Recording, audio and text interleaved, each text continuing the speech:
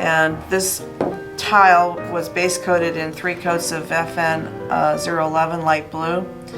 The comparable color and stroke and coat would be My Blue Heaven SC45.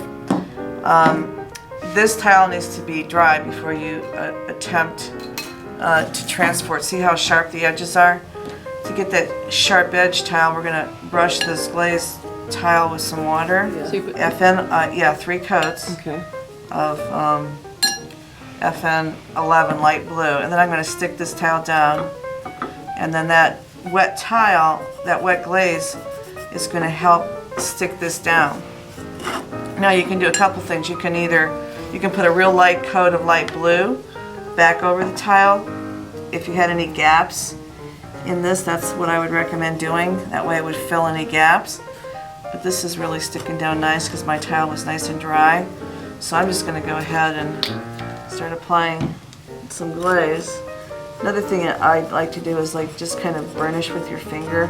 It'll fill in take some of that damp glaze and fill in the crevices and seal the edges. So then, actually I wish I had where's my plate? So this time we're going to brush the glaze on. If I didn't have a nice seal there, I'd have a lot of bleeding.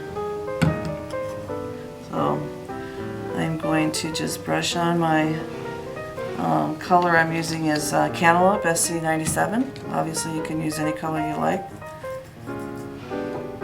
It's a new color.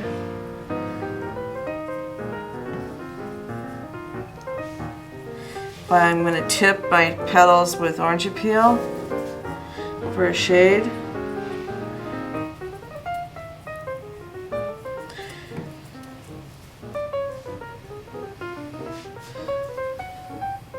And you want to let that set up a little bit.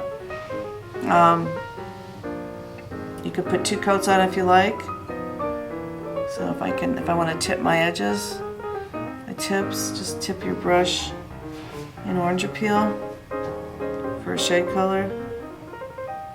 Or you can use a smaller brush too. So I'm just going to give the petals a little more color. Or you could just go here and there. So, and then you're just going to lift it up. Does it have to be dry or? You don't, it doesn't have to be, maybe this is a little too wet, but I mean, as long as it doesn't, yeah.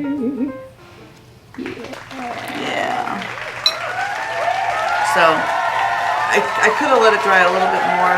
We have a few bleed through. That was just because my glaze was thicker around that stencil.